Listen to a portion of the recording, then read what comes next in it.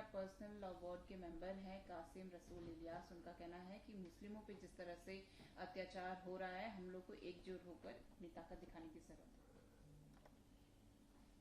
देखिए, all India Muslim personal law board के कासिम रसूल इलियास का ये कहना कि हिंदुस्तान के मुसलमान पर जुल्म ज्यादती हो रही है, ये पूरी तरह गलत है।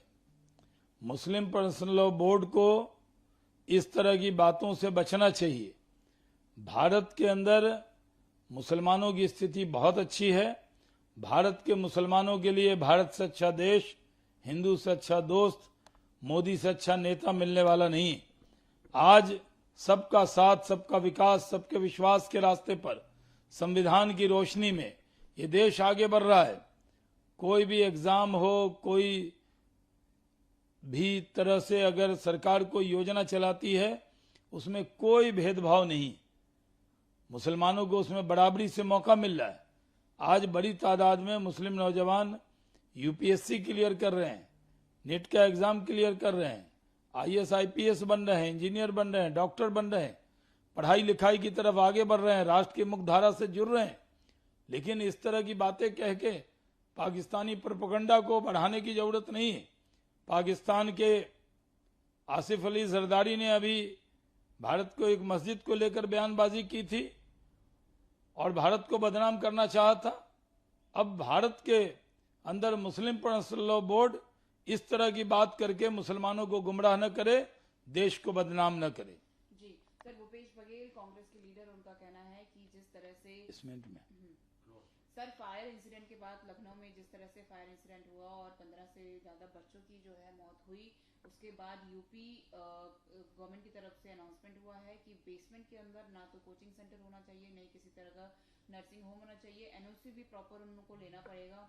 इस तरह के जो अनाउंसमेंट किया। देखिए, यूपी के अलीगंज लखनऊ में जो घटना घटी, बहुत से बच्चों की जान गई। उसके बाद सरकार ने कठोर कदम उठाए और जो सुरक्षा के नियम हैं, फायर के नियम हैं, उसको बहुत सख्ती से लागू कर रहे हैं योगी आदित्यनाथ जी कि बेसमेंट में क्या उसकी इजाज़त दी जाए नहीं जाए, ये सब उनको इजाज़त लेनी पड़ेगी। और बिना नॉर्म्स के कोई भी कोचिंग सेंटर या वो नर्सिंग होम, इस तरह की जो भी चीज़ है, उन सब की जांच की जा रही है। इसके लिए उन्होंने ये आदेश दिया है।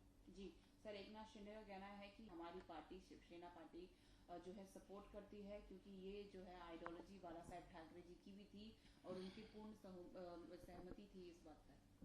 नहीं, यूसीसी पर तो देश में भी सहमति बनी है, कई राज्यों में यूसीसी लागू हुआ है और इसमें कोई मतभेद नहीं है। यूसीसी लागू करना चाहिए और हर तरफ इसकी मांग भी हो रही है, तो हमें पूरी उम्मीद है कि यूसीसी जल्द सब जगह लागू होगा। भरत भूषण तिवारी, जिस तरह से उनकी जस्टिस के लिए हर जगह से गुहार लग रही है, जो बागेश्वर धाम जो बाबा हैं, उनका कहना है कि सनातन के बेटे की जो है हत्या की गई है। देखिए, भरत भूषण तिवारी बिहार का बेटा था और उसका इनकाउंटर हुआ है।